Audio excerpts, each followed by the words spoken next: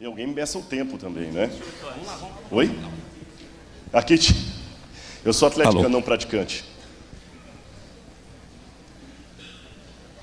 Boa tarde, pastor. Boa tarde. Não sei se o senhor vai lembrar, ontem eu estava aqui com um amigo meu que não é adventista, o senhor nos chamou para ser soldados aí na frente. E ele faz faculdade comigo, e filho de pastor da Assembleia de Deus. E um dia desse ele me levantou a seguinte dúvida. Vou abrir a Bíblia aqui em Gênesis 3,16. Gênesis 3,16. E a mulher disse: multiplicarei sobremodo os sofrimentos da tua gravidez, e em meio de dores darás à luz filhos. O teu desejo será para o teu marido, e ele te governará. A dúvida dele é a seguinte: na Bíblia dele a tradução é multiplicarei a dor do parto. Ele quer saber se antes disso aqui, antes do pecado, antes de Adão e Eva terem comido o fruto, se Eva já havia engravidado, se ela já teria tido filhos. Tudo dá a entender que não, porque diz o capítulo 4, verso 1, dizem: coabitou o homem com Eva, sua mulher, e ela concebeu e deu à luz a Caim. Então disse: adquiri um varão com auxílio do Senhor. Essa expressão no hebraico, adquiri um varão com auxílio do Senhor, é uma expressão de entusiasmo, dá a entender que era o primogênito dela. Sendo primogênito, não houve outros filhos antes de Caim. Como Caim nasceu depois do pecado, então presumo que não houve filhos antes disso aqui.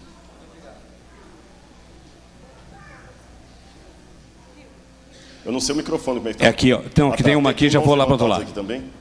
Se houvesse mais um microfone, talvez facilitaria, né? Que eu ficava de um lado aqui. Tem mais um microfone sem fio, será? Então, boa tarde, pastor. Boa tarde, mas eu não estou sabendo onde você está. Pronto, sim, agora sim. Então, a minha pergunta é sobre Ezequias. Ezequias, ele estava predestinado a morrer. Ele estava com uma doença. E ele pediu a Deus mais alguns anos de vida, e Deus deu mais 15 anos de vida para ele. E ele teve um filho, e esse filho foi muito ruim. Tipo, ele matava, ele queimava as pessoas. Aí a minha pergunta é: por que Deus permitiu que ele tivesse esses 15 anos de vida e permitiu que ele tivesse esse filho, se esse filho é ruim e Deus sabe de tudo do futuro? Essa pergunta é análoga a uma série de outras que podíamos fazer. Por que Deus permitiu Adolf Hitler nascer, sabendo que ele ia praticar o mal e matar 6 milhões de judeus? Por que Deus permitiu tantas coisas? Eu acho que Deus permitiu desde lá de trás, quando alguém podia perguntar por que ele permitiu criar Lúcifer, sendo que Lúcifer viraria Satanás. Eu respondo com alguns elementos para você. Letra A: porque Deus não duela com o seu caráter. Quando Deus diz na Bíblia que Ele nos dá o livre arbítrio, ou seja, Ele nos dá o poder de escolha, isso tem que ser real. Eu vou explicar o que eu quero dizer para vocês. Vamos supor que eu vá dar aulas aqui no IPAI, e eu chego no primeiro dia de aula e digo para os alunos assim: olha, vocês podem escolher se querem fazer matéria comigo ou não, se eu sou um bom professor ou não. Vocês vão me dar 0 ou 10. Uau, não tem nem 7, é 0 ou 10.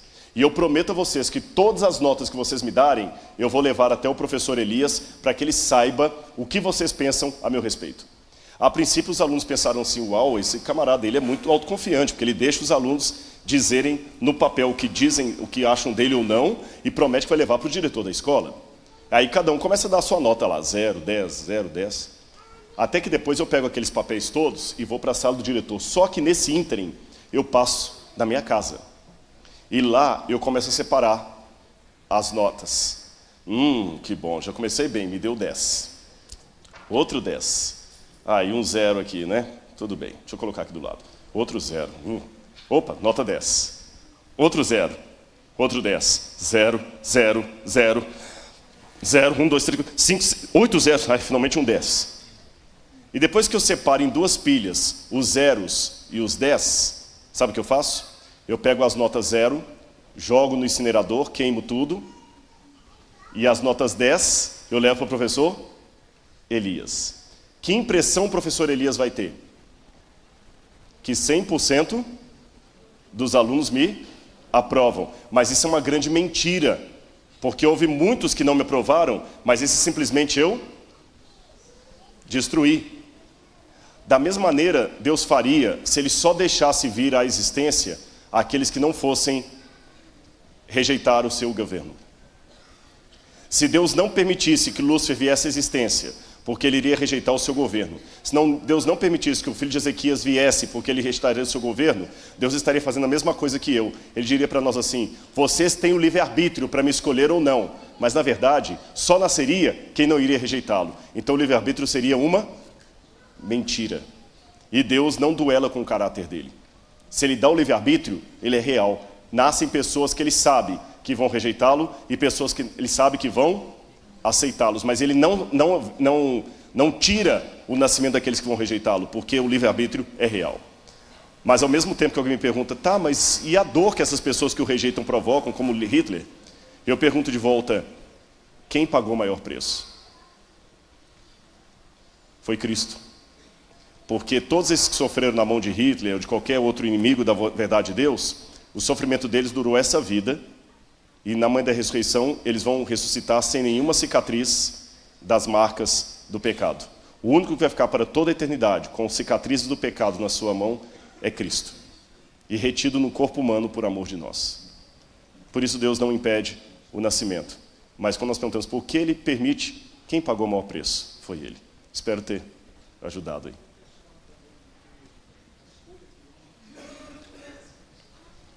Perdão? Sim. E a consequência está aqui até hoje, exatamente. Deus não tirou. Não tirou. Sim, ele não cria o mal, ele permite. Ele permite. Viu? Aí eu sei que tem um texto na Bíblia que fala assim, eu faço bem, eu crio a luz e crio as trevas. Eu faço bem, crio o mal. Mas a palavra mal que está ali em Isaías é ra. Ra ali é mal de guerra, não é mal de maldade mesmo, vocês entendem? De maligno, de diabo, mal com U. Oi? Não precisa não, tá bem. Mais uma água. Rodrigo, a expressão aqui no verso 24 de Mateus 19... Deixa eu abrir aqui também. Mateus 24, verso 19.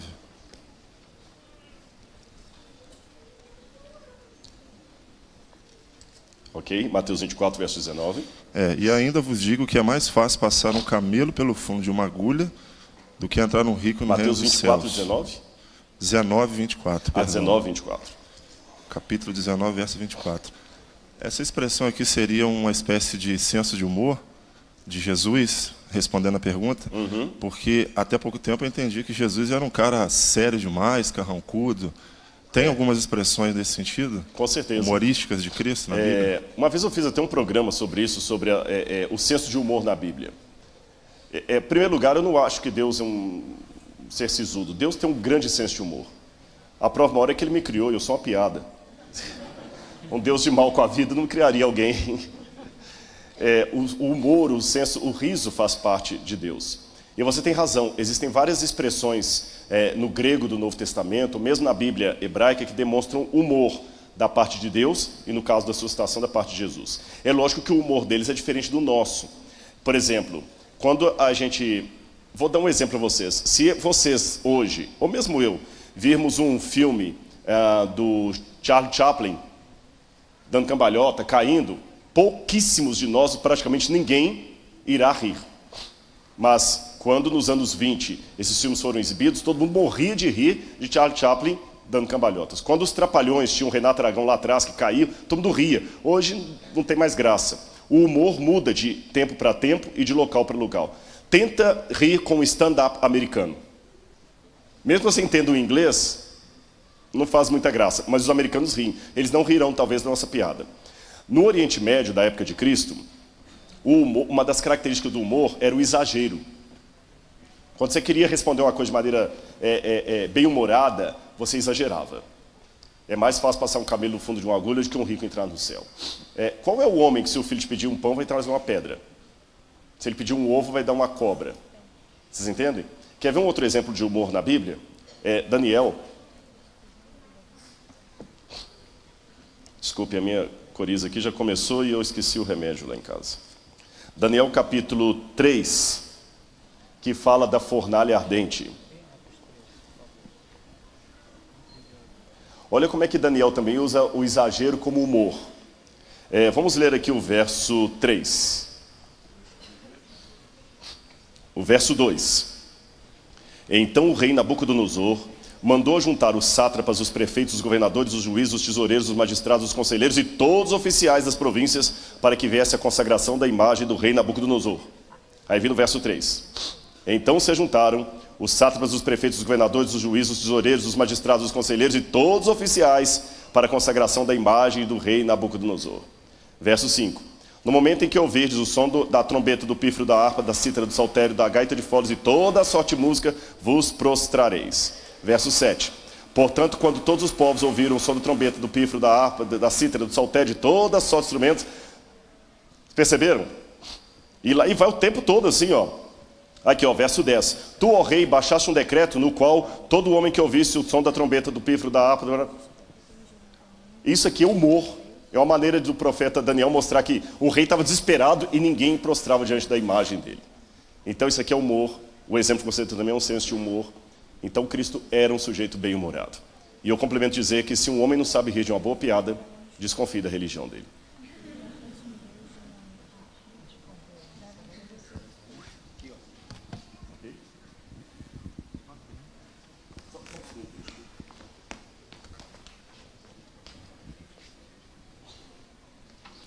Obrigado, eu já pedi.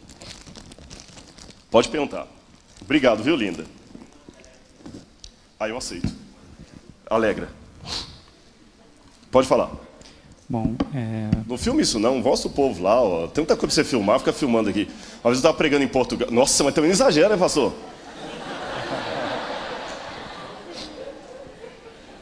Eu vou contar para vocês, eu tenho uma velha amiga que me acompanha já, que é essa tal da alergia. E é muito ruim. Uma vez eu estava pregando em Portugal, uma irmã, eu estava assim, com o nariz como agora, né? Aquela coisa, vai, não vai. Aí a irmã assim, por favor, levanta aí, arruma um lenço que o pastor está com o nariz a pingare. Então vamos lá. bom, Rodrigo, boa tarde. Eu estava procurando a passagem aqui, salvo engano, Atos 13. De qualquer forma, na pressa não encontrei. Num determinado momento, o apóstolo Paulo, ele estava voltando para Jerusalém, já havia avisado os contemporâneos dele que ele haveria de morrer em Jerusalém. E um profeta o encontrou. O apóstolo Paulo morreu em Jerusalém? Não que morreu, ele estava retornando para Jerusalém e que já sabia que era um caminho de morte, que ele não voltaria mais. Que de lá ele foi para Roma, e um profeta atou os braços e os pés dele, dizendo assim: farão os moradores de Jerusalém a este homem. Eu creio que esteja em Atos, não me recordo agora. A pergunta, na verdade, se desdobrariam em duas. Primeiro, era o plano de Deus de que ele viesse a morrer? Deus sabe de tudo, é onisciente. Paulo, né? Já era o plano dele que Paulo viesse a morrer? Ou de alguma forma ele foi avisado pelo Espírito Santo para que não descesse a Jerusalém e não sofresse a morte que teve no final da vida? E o desdobramento da segunda pergunta seria: se alguém recebe... Ele já achou a passagem aqui. Atos 21:11. Então, por favor, Atos 21:11. Enquanto isso, eu ganhei tempo para primeiro.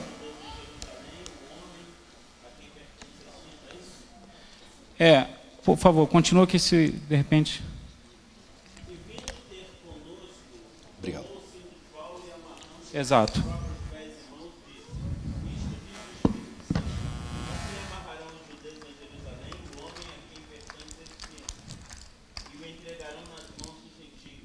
Exato, obrigado.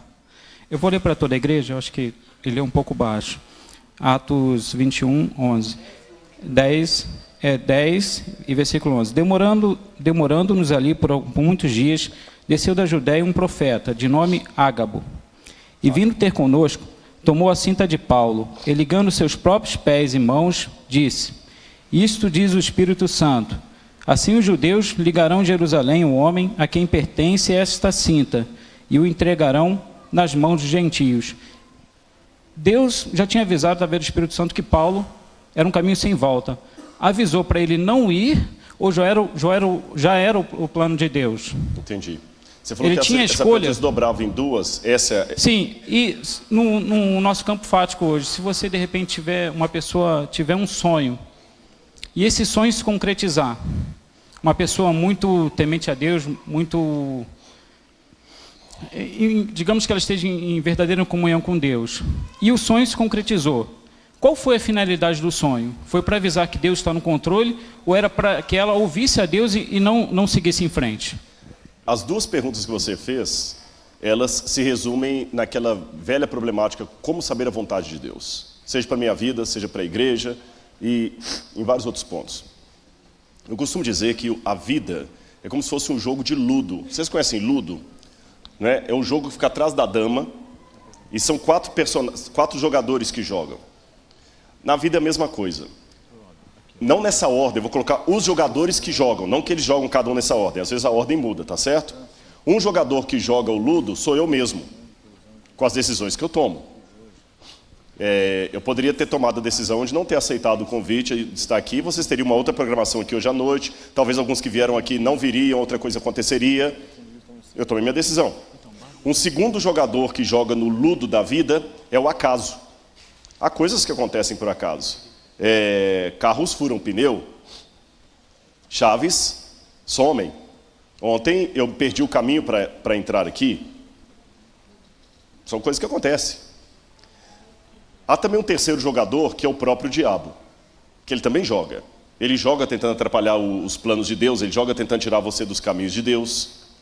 E um quarto jogador, que é o próprio Deus, que também joga. Esses quatro jogadores estão interagindo na vida de cada um de nós. E a nossa vida está em contrapartida, interagindo com a vida do outro, do outro e do outro, e dos milhares que existem, dos milhares que já foram, e dos milhares que ainda virão antes da volta de Jesus, porque tudo é uma questão de decisão. Imagine talvez, se Juscelino Kubitschek não tivesse decidido construir Brasília, Brasília não existiria. Talvez um casal que resolveu se encontrar em Brasília, e trabalhar em Brasília, se conhecer, casar e ter filhos lá, essa família não existiria, e assim por diante. Se algumas pessoas não salvassem alguns judeus da Segunda Guerra Mundial, talvez algumas famílias descendentes desses judeus não existiriam. E assim vai. Então, nessa confluência toda, o interessante, algumas coisas aparentemente contraditórias acontecem. Deus avisa e mesmo assim a coisa acontece. Porque Deus está mostrando que os quatro jogadores estão atuando. Mas nenhum deles será determinante. O que determina é a vontade do ser humano. E o projeto final de Deus.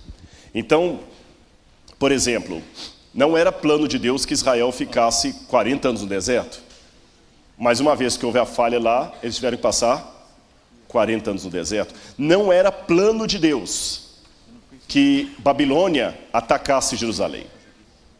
Mas uma vez que Babilônia atacou Jerusalém e destruiu Jerusalém, que Deus já havia prevenido que aquilo ia acontecer se o povo não fosse fiel, Daniel vai para a Babilônia e acaba escrevendo uma maravilhosa obra profética de 12 capítulos, que hoje é um dos estudos principais da Igreja Adventista.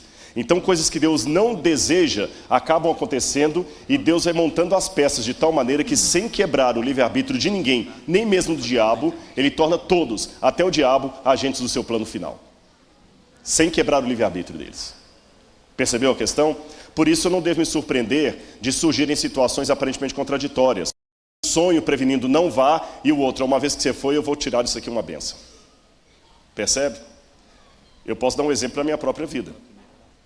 Se eu olhasse em termos de uma relação sexual como Deus planeja, eu não fui desejado por Deus. Porque minha mãe e meu pai não tinham temor do Senhor, não tinham nada. Se encontrar de maneira fortuita, é meio vergonhoso contar isso. Mas lembra que eu falei ontem que não é só o currículo Lattes que dá autoridade, é a vida? E numa bebida e outra lá, ficaram muito alegres, ficaram altos, começaram a namorar, tiveram uma relação e minha mãe ficou grávida. Se eu falar que Deus quis aquela relação sexual deles ali, eu vou falar que então Deus apoia todo tipo de sexo ilícito. Se eu falar que Deus não quis aquilo ali, então o que eu sou? Fruto de um acidente? Eu prefiro dizer, Deus não quis aquilo, mas uma vez que aquilo que Deus não quis aconteceu, Ele deu um jeito de tirar uma bênção dali e eu me sinto abençoado. Deus não queria que Paulo morresse daquele jeito. É possível que Paulo tenha sido precipitado a vontade de Paulo assim, eu quero ir para Roma, mesmo sabendo que eu vou morrer lá, porque eu quero me apresentar perante César. De repente Deus tinha outros planos para Paulo. Mas mesmo o profeta também age por conta própria. Pode ser que Deus fale, não, Paulo, eu queria que você vivesse até 90 anos e escrevesse mais para a igreja, mas já que você foi precipitado e foi para lá, você não é marionete minha, você é meu servo, mas não é minha marionete. Eu vou permitir que a sua, isso é uma hipótese, viu? Vou permitir que a sua ansiedade te leve para Roma, mesmo que não era o meu desígnio que você fosse para lá. Mas uma vez que você vai para Roma, eu vou fazer do seu martírio um testemunho para todo mundo, que as pessoas vão saber disso em todo mundo que você fez por mim. Não sei se respondi a sua pergunta. Então, para mim, é assim que a coisa acontece. A vida é um jogo de atuações dos 4 jogadores na minha vida e eu mesmo na vida de todos vocês que estão aqui. E nesse plano confuso, Deus vai organizando o traçado do reino dele. Pastor, aqui atrás. Uhum. É porque tem muita gente participando, tem muitas perguntas chegando, inclusive aqui pela internet. Eu não sabia, Tá. você que está acompanhando de casa. Eu espero que eu não tenha mostrado aqui a minha coriza, mas você sabe que a gente está falando, né? Nós temos aqui, o IPAI hoje está em evidências, né? Vamos lá. Então nós temos aqui o Luciano Ferreira, que é da igreja do Vila Rosário, de Caxias. Ele faz uma pergunta assim: é possível calcular a distância do nosso mundo com o mundo em que os anjos e Cristo vivem hoje, tendo em vista o tamanho do sistema solar? Eu acho que, pelos cálculos humanos, não temos luz sobre isso. Não temos. Qualquer resposta que eu der será especulativa. Não temos luz. O máximo que a gente pode chegar é o seguinte, considerando a tradição adventista que um local próximo a Órion será de onde Cristo voltará, e Órion está aproximadamente, acho que 27 anos-luz da Terra, se eu não me engano. Você vê uma coisa mais do que isso, né? Mas é impossível, eu não saberia responder, porque não temos luz o bastante. Okay, Luciano, né? Luciano, isso. Luciano, seu nome significa luz, servo da luz. Então, para o servo da luz, eu lamento dizer que eu não tenho luz sobre o assunto. Nós temos mais um aqui do Bento Moreira. Ele faz assim: boa tarde, feliz sábado a todos. Gostaria de fazer uma pergunta, que me explicasse Gênesis 6:6, onde em Números 23:19 é dito que Deus não se arrepende. Sim. Gênesis 6:6 coloca Deus se arrependendo. Me arrependo de ter feito o homem, não é isso? A palavra arrependimento no hebraico aqui aplicado a Deus, vocês sabem que tem expressões, eu não sei eu que estou com o controle das perguntas, mas vê se alguém depois alguém traz o microfone para ela aqui, que ela tem uma pergunta aqui na frente. E também tem outra pergunta ali. É o seguinte, eu até sugiro, pastor, se ficasse alguém aqui da frente, fica mais fácil, que eu estou vendo as mãos levantadas aqui, e aí fica mais fácil ver daqui da frente. Tem um rapazinho ali também com a mão levantada. Existem palavras no idioma que não tem tradução para o outro. E existe o falso cognato, por exemplo. Vou dar um exemplo de falso cognato. Quando fala modesty em inglês, não é modéstia. Modesty em inglês é decência. Quando fala fabric em inglês, não é fábrica. Fábrica é factory. Fabric é tecido. É tecido. Então vocês veem que até existe o falso cognato, uma palavra que você pega no idioma e pensa que é a mesma coisa no outro e não é. Existem palavras também que não são traduzíveis. Por exemplo, você tem em inglês a palavra flavor. Flavor, a gente traduz como sabor, mas não é bem sabor. Sabor é taste. Talvez aroma seria o que mais se aproximaria, mas ainda não é exato. Não é exato. Você tem em alemão a palavra Nachfolge. Nachfolge em alemão a gente traduz como discipulado, mas não é bem discipulado. Nachfolge é seguir atrás imitando. Schadenfreude. Schadenfreude, Freude, alegria. Schaden é desgraça. Como é que você traduz isso em português? Não traduz. Em inglês, existem duas palavras para céu. Você tem sky e heaven. Em português só tem uma, céu. Em português nós temos saudade, que não tem em inglês. Oi? Não, paradise. Não, mas heaven é mais do que paraíso. Heaven é o céu de Deus, que contém o paradise. Você entendeu? Essa que é a questão. Heaven é o céu de Deus que contém o paradise. A gente não tem isso em português, né? Justice and righteousness.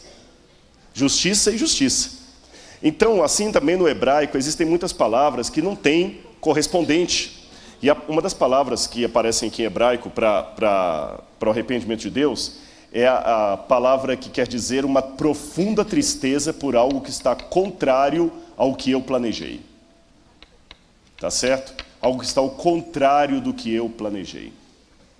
Então, quando em Números diz que o Senhor não se arrepende, está querendo dizer que ele não precisa voltar atrás dos seus planos, porque uma vez que ele fez, ele não volta atrás. Mas quando em Gênesis diz assim, eu me arrependo do homem, significa, eu estou sentindo uma profunda tristeza, porque o homem não está cumprindo o plano que eu tenho. Só que o tradutor achou que a palavra arrepender aqui fosse a que mais se aproximaria. Talvez teria outra melhor, mas ele usou a palavra arrependimento, que dá essa aparente contradição na nossa tradução. Mas repetindo, em Números, a ideia é que Deus não volta atrás, porque Deus, uma vez que ele fez, está feito. Ele não é o homem para que se arrependa. E no caso aqui de Gênesis, a ideia é que Deus sentiu uma profunda tristeza por algo estar fora do plano dele. Eu tenho duas mãos levantadas aqui, um rapazinho aqui e a irmã aqui. Depois a gente pode continuar com o pessoal da internet, pode ser? Primeiro ele aqui, ela aqui, ó. Que eu acho que o pessoal não está vendo muito os dois aqui, ó. Isso. Posso falar? Não? Ah, tem uma ali já? É. Tá, então ela aqui e depois vocês dois, tá bom? Pastor, eu queria só uma explicação talvez um pouco mais clara para mim. Está em 1 Coríntios 14, onde fala sobre os dons de profecia e de línguas. Uhum. Eu entendo bem o contexto de línguas. Qual verso? 14, 2. 2. Já estudamos sobre esse assunto, né? A gente entende línguas estrangeiras, a gente entende o Pentecostes, mas meu irmão, ele é pentecostal. Uhum. E ele tem experiências vivas dele com o dom de línguas. E aí, baseado nesse texto, a gente foi conversando, só que ele se atentou a esse verso, onde fala ali no final, pois o que fala em línguas não fala aos homens, senão a Deus. Então, fala em línguas, está falando com Deus.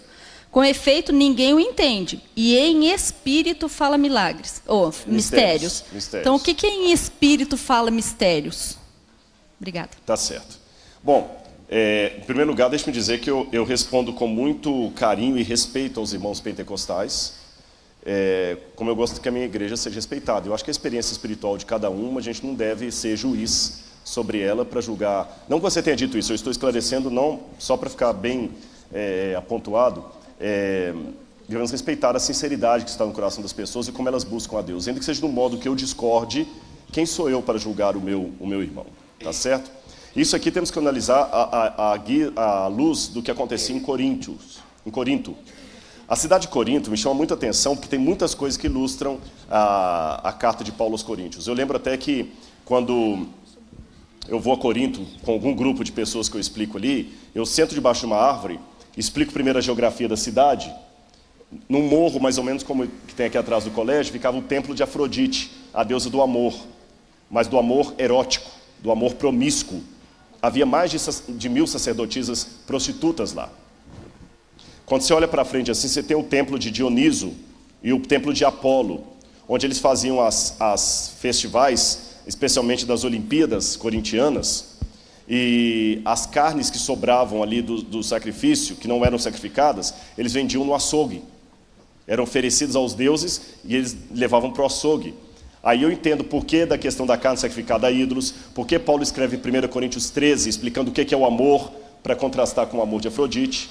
E uma das coisas que tinha muito claro na cidade era o orgulho das pessoas por falarem vários idiomas. Isso é constatado por vários autores da época, como Pausanias, por exemplo.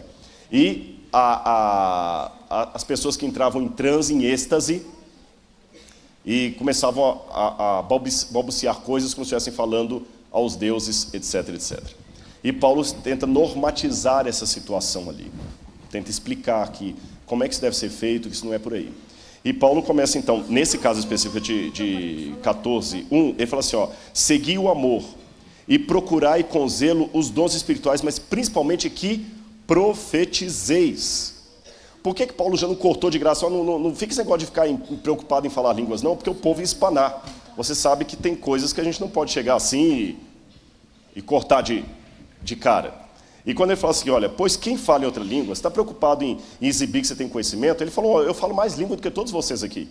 E nem por isso eu fico exibindo. Agora, se você fala e ninguém está entendendo na igreja, então você está falando só para Deus, meu irmão, porque ninguém está entendendo. Tá certo? Você não está falando aos homens, só a Deus. E ninguém o entende. Então, em espírito, você está falando mistérios. Só que Paulo mesmo vai explicar. Mas ao que profetiza, fala aos homens, edificando, exortando e consolando. Então Paulo está pegando um conceito que eles tinham e falando assim, ó, tá bom, você quer insistir em falar com glossolalia para você? Eu vou dizer que isso não é o melhor. Ele está pontuando, ele não está endossando, sugerindo. Você quer ficar falando sozinho aí? Tudo bem. O problema é que quem fala sem os outros entender, o máximo que ele pode falar que está falando é para Deus. Porque ninguém está entendendo. E ele não está falando ao homem. Eu vou mais além. Já que ninguém entende, ele fala em espírito, ele só fala mistério. Por isso que eu prefiro que vocês profetizem. Porque aí todo mundo vai entender. Então eu não posso ler esse verso isolado, esquecendo o verso 1 e o verso 3, que vem antes e depois dele. Não sei se está ficando clara a minha explicação aqui. Paulo está descrevendo um comportamento para pontuar com o outro que ele acha melhor. É como se alguém dissesse aqui assim, eu vou combinar uma coisinha com você que for responder. É como se ele dissesse assim, olha gente, eu sei que vocês gostam aqui de fazer acampamento de carnaval para os jovens. Tá bom, já que vocês querem insistir em fazer acampamento, só acampamento, tudo bem, vocês vão ao acampamento, o pessoal vai lá, canta. Eu prefiro mais o estudo das profecias. Percebeu a questão? Então, se eu olhar bem biblicamente, mesmo que eu fosse um pentecostal, um assembleano, eu ainda tinha que optar pelo dom de profecia, e não pelo dom de línguas. Porque Paulo falou assim, olha, já que você insiste nisso aí, você está falando para você e para Deus, mas olha, está aqui, claro aqui, ó. Segui o amor e procurai com zelo os dons espirituais, mas principalmente que profetizeis. O que eu sugiro é você profetiza. Porque quem fala em outra língua não fala a homens, mas a Deus, e ninguém entende. Em espírito é só fala mistérios. Mas o que profetiza, fala aos homens.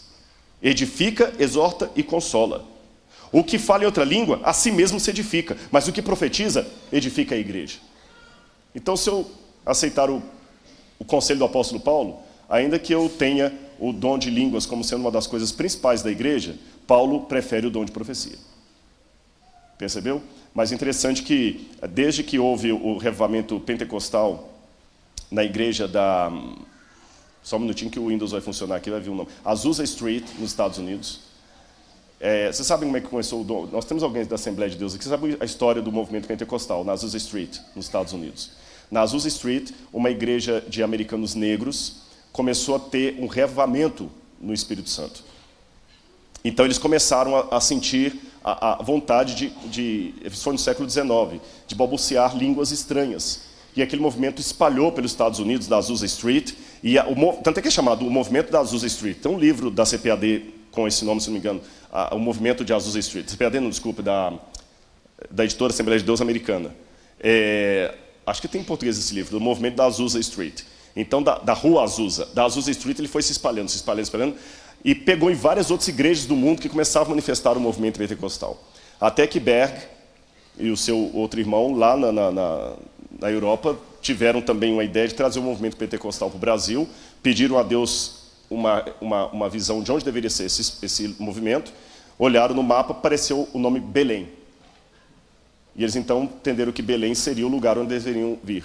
Então eles vieram para o Brasil e iniciaram em Belém ali o movimento pentecostal, que hoje cresce muito. A Assembleia de Deus é a maior igreja pentecostal do Brasil, se não do mundo.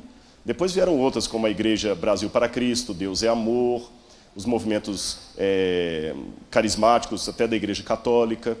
Então são irmãos sinceros que eu tenho que respeitar, mesmo discordando, eu tenho que respeitar. Você entendeu o ponto aqui, né? Eu tenho que respeitar no Espírito como eu quero que me respeite.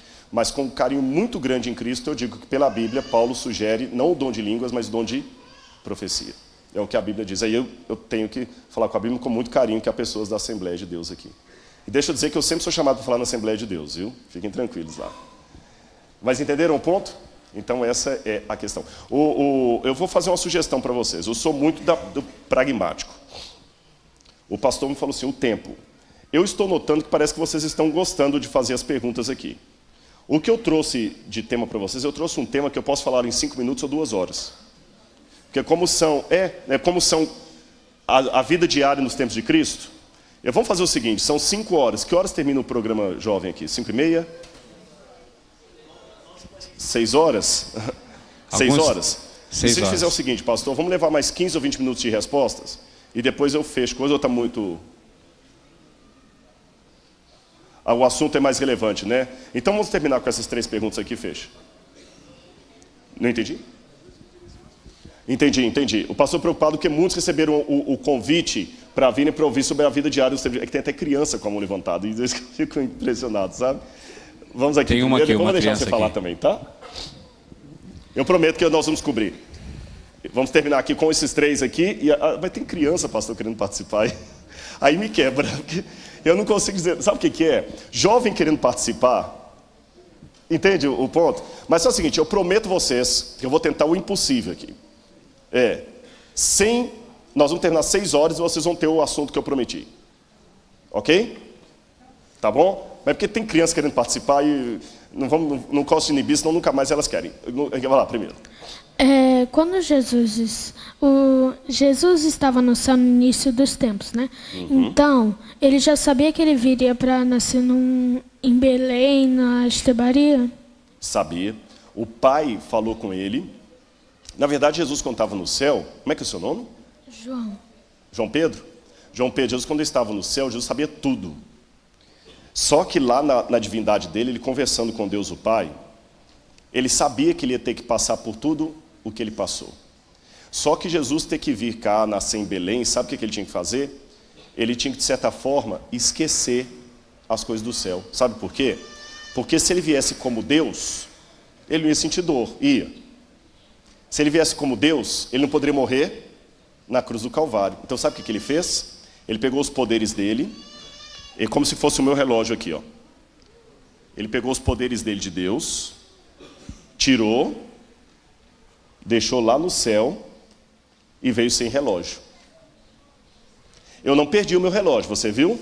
Eu apenas tirei meu relógio e guardei lá. Mas quando eu descer para você, eu não tenho como olhar a hora no relógio, porque o relógio ficou lá em cima. Por isso que Jesus, quando veio para a terra, ele já não sabia mais todas as coisas, ele não podia mais fazer tudo, porque ele deixou os poderes dele lá no céu, para vir e poder conversar com a gente e morrer em nosso lugar. Por isso que aqui na terra, Jesus tinha que orar para o Pai. Por isso que aqui na terra ele sentiu fome, ele sentiu sede. E quando ele foi um bebezinho, ele também fez xixi na fralda. Jesus chorou. Boa pergunta, Jesus desobedeceu? Nós temos que um desdobramento da pergunta. Jesus não teve nenhum erro moral, ele era o Filho de Deus. Mas para vir legitimamente como ser humano, pequenas imperfeições humanas ele tinha que ter. Se Jesus fosse estudar para a prova de química, ele também teria dificuldade.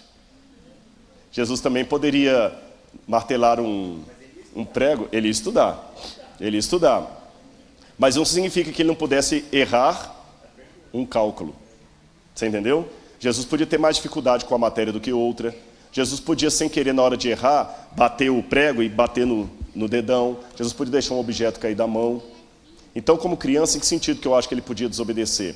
Como criança, sabe quando a criança está inquieta, que ela quer descer? Jesus pode ter sido uma criança assim também. Agora, ele não teve desobediência moral. Isso não. Entendeu? Respondido? A nossa irmã Tamires, assembleiana, ela está querendo saber... Ela que está querendo saber, né? Ela que está querendo saber. Nunca mais ela pisa na igreja adventista depois dessa. Não, ela sabe que eu ia falar. Ela sabe que ela queria saber, eu sei. Que eu ia falar que era. Ela quer saber qual a diferença entre a volta de Jesus e o arrebatamento. Ah, tá. Para eu responder isso, eu quero perguntar uma coisa assim agora. Eu posso responder mesmo tendo uma posição diferente e vocês não vão ficar ofendidos. Tranquilo, né? Porque, gente, é uma coisa muito séria isso. A gente tem que tomar um cuidado.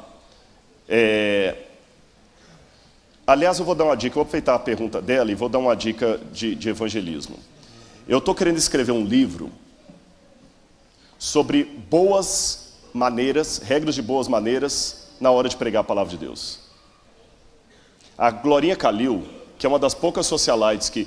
Pode baixar a mão que eu vou ver as mãos levantadas, eu vou deixar vocês falarem. Viu? Senão vai cansar. Tem ele aqui, ela aqui também. Já combinei com o pastor, eu vou deixar as perguntas e vou fazer minha parte aqui também. Pastor, é porque, sério mesmo, não estou desobedecendo o diretor, não, mas ele vai concordar comigo que ele já trabalha em escola, ó. Está no internato, a essa altura da tarde, com jovens, crianças, levantando a mão e querendo participar. Isso é motivo para a gente dar glória a Deus, não é? É ou não é? Então eu não posso inibir isso, né? Então vocês vão perguntar, tá bom? O que eu quero falar da Glorinha Calil? Ela tem regras de etiqueta muito interessantes sobre celular em público, como se dirigir uma mulher, uma série de coisas. Nós vamos também ter regras de bons modos no pregar o evangelho. Que às vezes nós somos muito estabanados. A gente prega o evangelho às vezes menosprezando o que pensa diferente de nós, querendo passar que só nós que vamos ser salvos, que só nós que estamos certos. Não. Então, quero responder para vocês o seguinte. Em primeiro lugar, ainda que haja discordâncias, vocês são minhas irmãs em Cristo Jesus. Primeiro ponto, eu não estou sendo demagogo.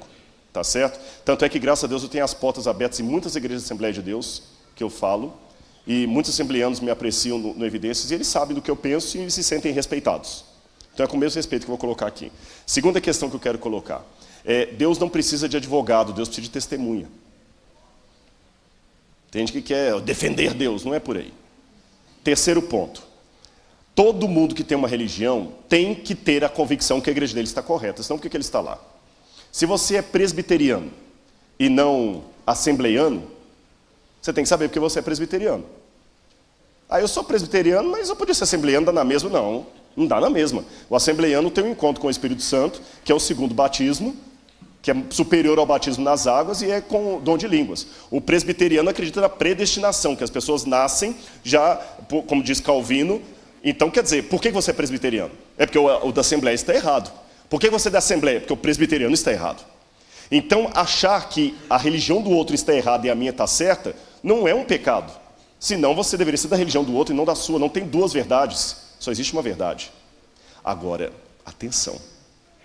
A sua convicção pela sua igreja tem que ser baseado num estudo sério da palavra de Deus. Isso vale para os adventistas. Não é só porque o pastor falou, porque seu pai te criou daquele jeito. Um estudo sério da Bíblia por conta própria. Segundo, a sua convicção não deve fazer do céu um clube da sua igreja. Porque eu tenho convicção do que eu acredito, mas os sinceros de Deus estão aqui dentro e também lá fora. A igreja de Deus é maior do que a igreja adventista, porque ela é feita dos sinceros que estão aqui e dos sinceros que estão lá fora. O número dos que estão lá fora é maior do que os daqui de dentro. Se o céu for só de adventista, eu não quero ir para lá. Se o céu for de todos aqueles que pertencem a Deus, eu vou para lá. Amém? Porque não é placa que salva, é Cristo Jesus. Ficou claro isso? Então, com esse preâmbulo, eu vou apresentar a minha explicação. A doutrina do arrebatamento secreto, essa é uma doutrina nova. Ela não foi ensinada pela Reforma Protestante. A doutrina do arrebatamento secreto não foi ensinada pelos pais da igreja, ela não foi ensinada na Idade Média. É uma doutrina nova, que surgiu especialmente nos Estados Unidos e se tornou mais forte a partir da Guerra Fria entre Estados Unidos e União Soviética. Porque a União Soviética era o eixo do mal. Então, muitos pregadores americanos, que começavam a pregar contra o mal, que era os Estados Unidos, começaram a colocar a União Soviética na profecia. E o anticristo agora deixou de ser interpretado como era por Lutero, por Calvino, por Wycliffe, por os pioneiros da Reforma, e começou a interpretar agora o anticristo como sendo a União Soviética. E o anticristo como sendo um ateu, que na União Soviética vai se juntar com a China, e no lugar que é Megiddo, vão fazer um exército para vir contra os que estarão a favor de Israel. E a igreja vai ser tirada da terra através de um arrebatamento. E há algumas passagens que se usam para isso. Uma das principais passagens que se usam é essa aqui, olha. Abra a Bíblia comigo em Mateus capítulo 24. Mateus capítulo 24. Assim, e mais uma vez, para explicar para quem não saiba. O arrebatamento secreto tem autores como... Mateus capítulo 24, daqui a pouco eu vou ler o texto para vocês. 24, verso verso 40 em diante. Tá bom? Antes de ler, deixa eu explicar para vocês. Então tem nomes como Hal Lindsey, a Bíblia de Scofield e outros mais que começaram a pregar essa doutrina de que as pessoas vão ser arrebatadas. Jesus voltará de maneira secreta e haverá um rapture, um arrebatamento. Alguns vão desaparecer e as roupas vão ser deixadas no canto assim mesmo. Alguns carros poderão ficar desgovernados e baterão, porque o motorista vai ser arrebatado. Num avião, de repente, algumas pessoas vão desaparecer. Mais recentemente, houve até o filme e livro Deixados para Trás. Você sabe, de Tim LaHaye.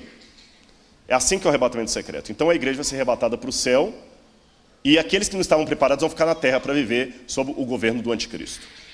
Um dos textos que eles pegam para isso é Mateus capítulo 24, versículos 40 em diante. Então 2 estarão no campo, um será tomado e deixado o outro. 2 estarão trabalhando no moinho, uma será tomada e deixada a outra. Portanto vigiai, porque não sabeis em que dia vem o vosso Senhor.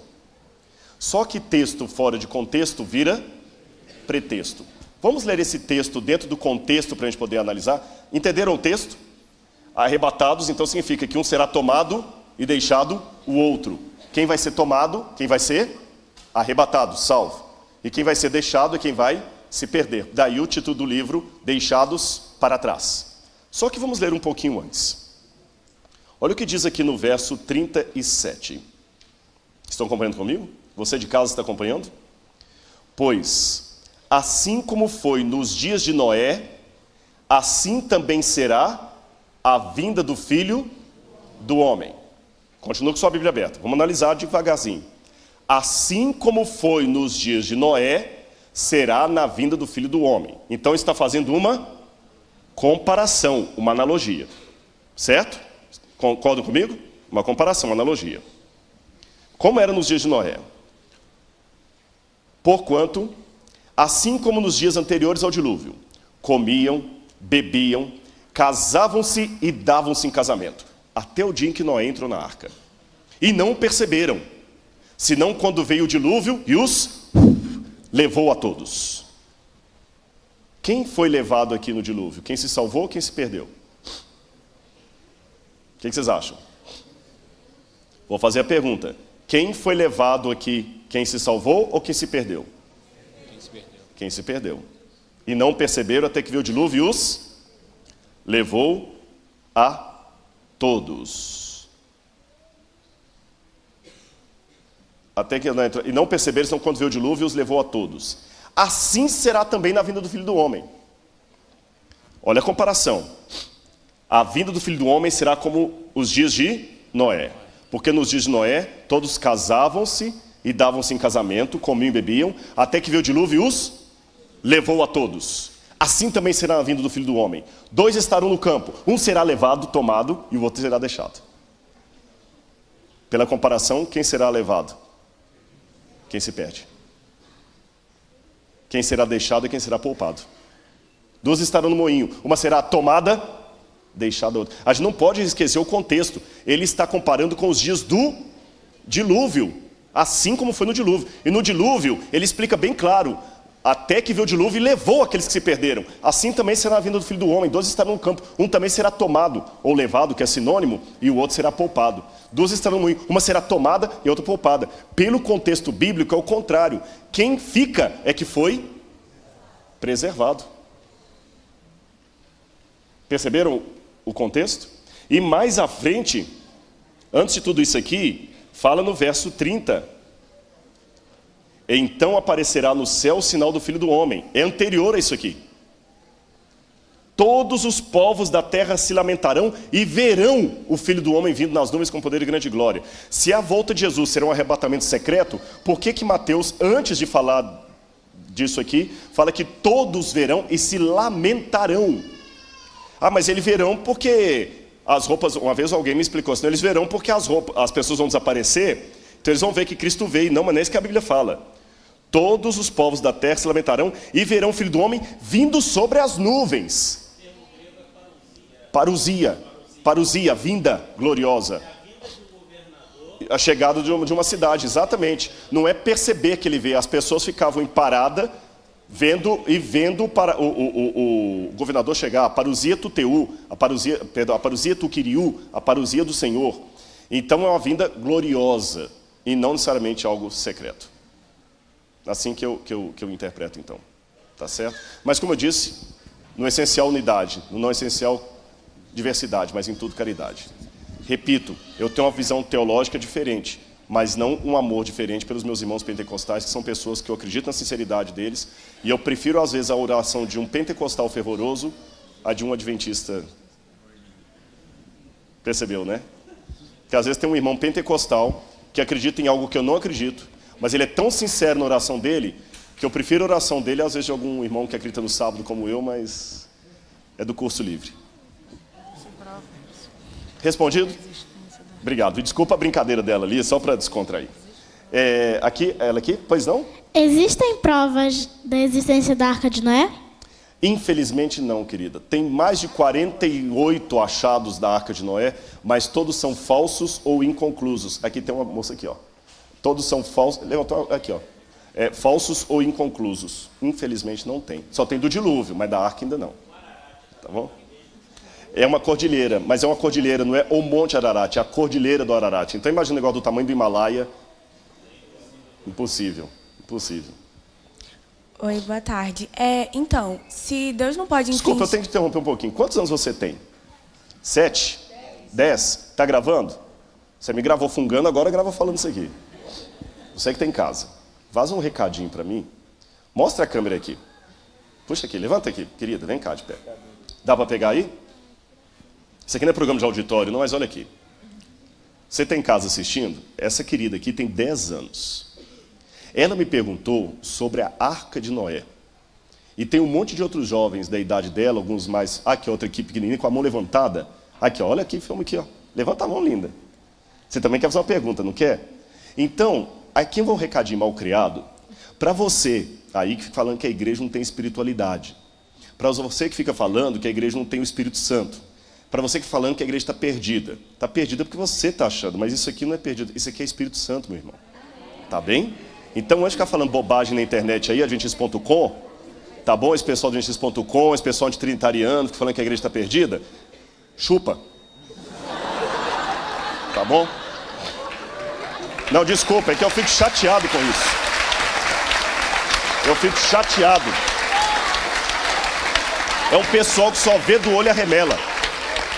Só vê do olho a remela. Só fica enchendo a paciência. A gente quer pregar o evangelho e fica mandando para ela, eu quero saber do Espírito Santo, que Ellen White plagiou, que não sei o que. Meu irmão, vai pregar o evangelho. Me deixa em paz pregando aqui. Se vira com Deus depois. Você vai ficar pertinho de mim que vai fazer sua pergunta daqui a pouquinho. Deixa só a mocinha primeiro ali, você vai fazer no meu microfone. Então, se Deus não pode infringir o nosso livre-arbítrio, em Êxodo 10, versículo 1, está dizendo assim: depois disse o Senhor a Moisés, vai ao faraó, porque tenho endurecido o seu coração e o coração de seus servos, para manifestar esses meus sinais no meio deles. Eu tenho endurecido, né? Sim, ele não estaria infringindo o livre-arbítrio de faraó aí? Eu tenho um probleminha aqui, vamos subir mais um degrau aqui, o pessoal lá de cima poder ver a gente também. Eu sei que eu vou falar que é uma coisa que aparentemente é meio chato, assim, puxa, eu tenho que saber grego e hebraico da Bíblia, não é isso. É que a Bíblia não é livro para ser lido, é livro para ser estudado, justamente por isso. E Deus escreveu com sotaque humano, mas o gostoso da Bíblia é que essas dificuldades nos fazem não ficar acomodados, sempre buscar mais. Na língua hebraica antiga, existem vários casos e modos verbais diferentes do nosso. Tem o caso jussivo, por exemplo, do imperativo. É quando uma ordem é dada de uma maneira muito mais positiva do que nós fazemos em português. Por exemplo, como é que é o seu nome? Jennifer. Vamos supor, Jennifer, que eu seja muito seu amigo. Jennifer, acertei? Tá bom, vai. Jennifer. Vamos supor que... Mas Jennifer é mais bonito, vamos convir, né? Vamos supor que você está querendo tomar sorvete, está com a garganta ruim, e vai cantar no coral que solar, e eu não quero que você tome. Você é teimosa. Eu falo assim, Jennifer, não tome sorvete, não tome sorvete. Não, eu vou tomar, não tome. Aí você fica me enchendo tanta paciência que eu falo assim, tá bom, vai lá, não vou falar mais nada. Vai lá, enche a cara de sorvete. Tem professor de português aqui? Não está, professor de português? Está lá. Professora, quando eu falo assim, Jennifer, não vou falar mais nada, vai lá e toma sorvete. Pela gramática da língua portuguesa, eu estou usando o imperativo, correto? Estou dando uma ordem direta. Mas esse imperativo aqui é real ou é simbólico? É simbólico. Eu não estou mandando que ela tome sorvete, eu estou apenas de uma maneira irônica, dizendo que eu me deixo levar pela teimosia dela. Agora, Jennifer, sabe como é que eu falaria isso em hebraico? Eu te farei tomar sorvete. Eu te farei tomar sorvete. Então, quando a Bíblia fala que Deus endureceu o coração de Faraó, ou Deus assim, eu endurecerei o coração de Faraó, é uma maneira irônica de dizer, eu vou deixar que Faraó cumpra com aquilo. Ele era uma expressão idiomática, porque os faraós pensavam que pelo fato de, na múmia deles, eles mandarem colocar um escaravelho no peito no lugar do coração, aquele escaravelho defenderia, porque quando, segundo os egípcios, você ia para o reino de Osíris, o seu coração de carne era tirado e posto numa balança. E aquele coração denunciaria os seus pecados. Então, para não ter os pecados denunciados, o que eles faziam? Colocavam um besouro de pedra aqui no coração, um coração de pedra, e eles achavam que o coração de pedra, um coração duro, enganaria os deuses. Eu tenho provas disso na arqueologia. Então Deus, de maneira irônica, fala, tá bom, eu endurecerei o coração de Faraó. Eu vou deixar que ele haja conforme ele acha que deve agir. Mas é uma expressão idiomática. Tá certo? Pode fazer sua pergunta. Quando Jesus morreu na cruz, aquilo Deus já sabia. Era para ele morrer. Mas tinha várias pessoas que queriam que ele morresse e várias que não queriam. Se todo mundo que estivesse ali quisesse que ele ficasse vivo, ele não teria morrido? Você me fez uma boa pergunta. Senta aqui comigo que eu vou te falar um negócio. Você sabia que eu também já me fiz essa pergunta? Olha que interessante. Agora não estou falando para me exibir, não. Eu tenho um doutorado em teologia. E eu vou ser sincero com você, lindinha. Não sei. A única coisa que eu já pensei, sabe o que foi? Porque Jesus tinha que morrer de qualquer maneira para pagar pelo nosso pecado. Não tinha como o nosso pecado passar sem que ele morresse. Então pensei assim, se as pessoas não tivessem desejado que ele morresse, não o colocassem na cruz, eu acho que ele teria que voluntariamente morrer de um outro jeito. Mas não tinha como ele não morrer. Você entendeu? Agora, como é que seria o mundo? Será que o Israel estaria até hoje, né? Eu não sei. Mas eu fico feliz que você fez essa pergunta. Tá bom? Você é linda. Dá um beijo. Aê. Quem mais? Ali, ó. Vem. Vem cá. Pode vir também. Pronto. E aí eu já, depois dos dois aqui, faço o seguinte, depois dos dois já vou para... Tá bom? Não é não? Então, com ele aqui eu termino. Tá certo? Vamos lá. Nas bestas de Daniel, quando surge o dragão, que simboliza o reino de Roma, a Bíblia fala alguma coisa que pode vencer esse dragão ou ele não pode ser vencido só pelo Espírito Santo? Dissidente, ó. Percebeu a igreja fria? Viu a igreja de Laodiceia? Olha a pergunta que ele fez profética aqui. Repete a pergunta. Nas bestas de Daniel, quando o dragão, que simboliza Roma, ele pode ser vencido por... Está na Bíblia que ele pode ser vencido por alguma coisa ou alguma pessoa, ou ele só pode ser vencido pelo Espírito Santo? Eu vou responder com a Bíblia. Quer ver? Fica sentado aqui que você vai ler.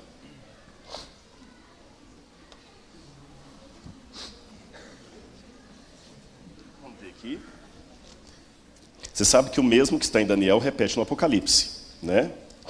Aí no Apocalipse fala assim, ó.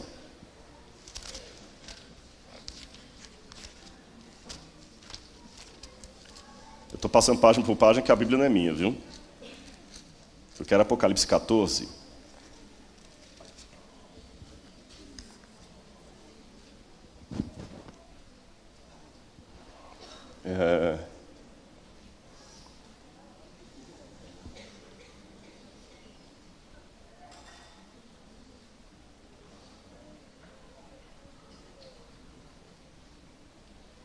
Me ajuda, estou procurando aquele verso que fala assim, eles, pois, o venceram pelo sangue do Cordeiro.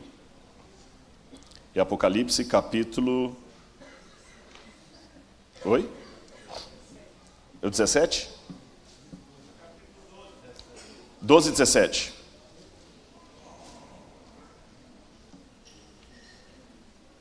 Não, eu quero que assim, eles, pois, o venceram pelo sangue... não, é 12 mesmo, tá certo aqui, ó, tá certo isso aqui, ó. Obrigado, 12, verso 10. Lê para mim aqui, ó, como é que fala assim, ó. Vai lendo aqui, ó. Então ouvi grande voz do céu proclamando: agora veio a salvação, o poder, o reino do nosso Deus e a autoridade do seu Cristo. Tá falando do dragão que você perguntou, tá? Que representa Roma, tá? Aí que vai falando? Pois foi expulso o acusador de nossos irmãos, o mesmo que os acusa de dia e de noite diante do nosso Deus. Eles venceram. A sua pergunta está aqui a resposta. Está falando do dragão, você está vendo aqui, ó, o dragão. Está vendo? Aí você perguntou como é que a gente pode vencer. Aqui vem no verso 11 a resposta. Eles, pois, venceram por causa do sangue do Cordeiro e por causa da palavra do testemunho que deram, e mesmo em face da morte não amaram a própria vida. Então, quando você pergunta como é que esse dragão pode ser vencido, ele pode ser vencido por nós, com o poder de Deus. Por que Deus não vence direto? Porque através de nós. Porque Jesus quer dar para a gente o prazer de jogar o jogo. É muito ruim ter um joguinho que você não pode jogar, né? Já pensou ter um jogo que você só fica vendo os outros jogar e você não participa? Agora é legal quando você participa e levanta o troféu, não é? Então Deus faz isso. Deus é tão legal que para vencer o diabo, ele podia vencer sozinho. Aliás, Deus é tão poderoso que se Deus lutasse com o diabo com o poder de Deus, nem teria luta. Entendeu? Porque o diabo não ia resistir. Então o que Deus faz? Deus, ao invés de lutar direto, ele pega, passa o poder dele para nós, deixa que nós vençamos o dragão e possamos levantar o troféu com Jesus. Gostou? Legal, né? Parabéns, viu? Muito bem, gente, vamos agora então. Eu sei, eu lamento, eu prometo que eu vou tentar dar uma volta aqui. Tem muita mão levantada. Não, mas é porque agora já são 5h25, tem muitas mãos levantadas, pastor. Mas você que sabe, você que decide, você que é o diretor da escola. Agora eu joguei a bomba para ele. Aí eu sinto muito, o diretor não deixa. Quer fazer uma enquete? Então faça uma enquete, vamos lá. Se a maioria preferir continuar respondendo perguntas, a gente continua, não é interesse meu, eu me preocupo com aqueles que vieram assistir a palestra, não é isso? Então vamos lá. Quantos gostariam que ele continuasse perguntas? Vamos ver as mãos. Quantos gostariam que nós passássemos para a palestra agora? Vamos lá então. Mas olha, gente, louvado seja Deus, eu fico muito feliz. E eu louvo a Deus porque eu vou dar um testemunho para vocês. Isso não é privilégio do IPAI, não. Onde eu tenho passado, eu tenho visto isso. Com a glória, inclusive no Rio. Não sei se o doutor Ivan estava lá quando eu falei em Botafogo, você estava lá. Lembra em Botafogo aqueles meninos participando lá na frente também? Em Belo Horizonte. Aqui, ó, era você, isso é verdade. Vocês saíram no Instagram, viu? Teve mais de 150 likes lá. Oi? Vocês estão sempre juntos, né? Tá certo, meu amigo. É igual o trem da Central do Brasil lá, todo mundo junto. Na hora do rush. Bom, vamos lá então. Pode colocar o slide. Nesses 30 minutos que nós temos aqui, eu vou passar para vocês um estudo arqueológico um pouco diferente da Bíblia. Quando a gente estuda a Bíblia, você viu que houve a pergunta da Jennifer lá, com certeza outras perguntas que haveria aqui. Um dos problemas que nos leva a ter dificuldade de entender a Bíblia é o contexto no qual ela foi escrita. Eu vou mostrar para vocês alguns slides aqui, vocês vão me ajudar. Cadê a imagem ali? O que significa isso? Não precisa nem explicar, né?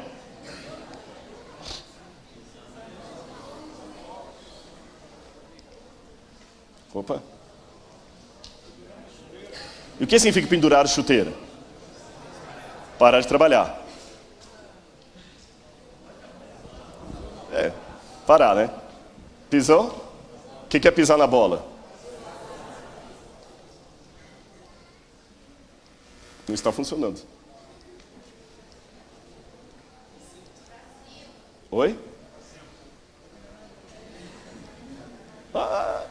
Pronto, e esse aí? Andar na linha.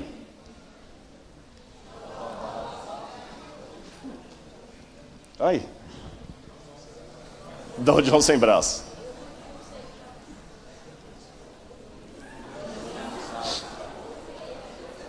Por que essas imagens para vocês não precisam de explicação? Porque vocês são, na sua maioria, se não todos, brasileiros que falam português como língua primária, um português de hoje, não é um português de Camões, e que conhece essas expressões. Agora atenção, imagine que aqui há 2000 anos, essas expressões, e tudo que a gente falou aqui, vire Bíblia. Deixa eu tirar aquela imagem que está feia, né? Pronto. Oi? Essa é péssima também, né? Pronto. Politicamente correto ou não, todo mundo entendeu as expressões. Por quê? Porque você fala português. Agora, imagine que daqui a 2000 anos, essas expressões virem Bíblia e estejam sendo usadas numa igreja. As pessoas vão tentar entender se o João sem braço é alguém realmente que perdeu um membro ou é outra coisa. E quem sabe alguém vai fazer uma pergunta para o pastor: o que significa chutar o balde? Pendurar a chuteira? Olha, diz que o pregador chegou e falou: gente, hoje eu estou morto de cansado. Mas como que um morto se cansa? Aí surgiu um movimento dissidente interpretando que os mortos se cansam, porque assim está na Bíblia que o morto cansou. Perceberam a questão? Mas são todas expressões. Vocês acham que a Bíblia também não tem costumes, expressões diferentes? Tem. E para entender a Bíblia, eu acho muito importante entender o contexto. E vou falar com vocês que essa palestra que eu desenvolvi aqui é um estudo que eu estou preparando, eu quero transformar isso em livro. E ele nasceu de um estudo bíblico que eu dei para o sujeito que iluminou isso aqui, ó. Sabe o nome de quem iluminou isso aqui? Peter Garsten. Falecido Peter Garsten. Quando eu conheci o Peter, ele era ateu. Completamente ateu. E o Dr. Milton pediu para eu estudar a Bíblia com o Peter. Eu vinha uma vez por mês, por isso que eu pregava mais no IPAI naquela época do que hoje. Eu vinha uma vez por mês aqui ao Rio, dar estudo para o Peter. Uma vez por mês. E com a graça de Deus, o Peter, antes de morrer, já tinha aceitado a Deus, aceitou a Jesus como salvador pessoal, e estava aos poucos se preparando para o batismo, ele e a Viviane. Só que o Peter acabou falecendo. Mas ele não morreu sem primeiro deixar a marca dele aqui na igreja. E graças à intercessão dele com Oscar Niemeyer, nós temos hoje 3 plantas de igreja adventista feitas. Uma vai ser aqui no Rio de Janeiro. Uma planta feita por Oscar Niemeyer custava mais de R$300 mil. Ele não cobrou nada da igreja. Um ateu que fez uma planta de igreja e escreveu ali. Olha como é que Deus é poderoso para transformar com a palavra. Mas quando eu fui estudar a Bíblia com o Peter, o primeiro pedido que ele me fez foi o seguinte: eu quero um atlas com mapa para eu ver aonde essas histórias aconteceram. Uma cronologia para eu entender quem veio primeiro, se é Davi ou se é Jesus. Senão eu não vou entender. Olha a cabeça de um alemão, que ele era alemão. Estão vendo como é que é organizada? Então, a partir daquele estudo com o Peter, eu estou desenvolvendo para a igreja um estudo contextual da Bíblia, onde a gente pode pegar expressões e explicar. Isso ajudará a esclarecer muitos problemas que as pessoas levantam aí, de várias naturezas. Então, vou dar alguns exemplos para vocês. O microfone sem fio está aí, pastor? Eu queria a participação de alguns. Eu queria que alguém já abrisse para mim Jeremias 1,17 e outro 1 Pedro, mas bem rápido. 1 Pedro 1, verso 13. Eu até dei esse estudo também lá em Botafogo, vocês vão ver de novo, eu peço desculpas por isso. Quem já encontrou, só levantar a mão, que o microfone... Lá no fundo, ali, ó. Naquela direção ali, ó. Ali, ó. Aqui, ó. Lê Jeremias 1,17 e outro vai preparando em 1 Pedro 1, verso 13. Tudo bem, então Jeremias está aqui na frente.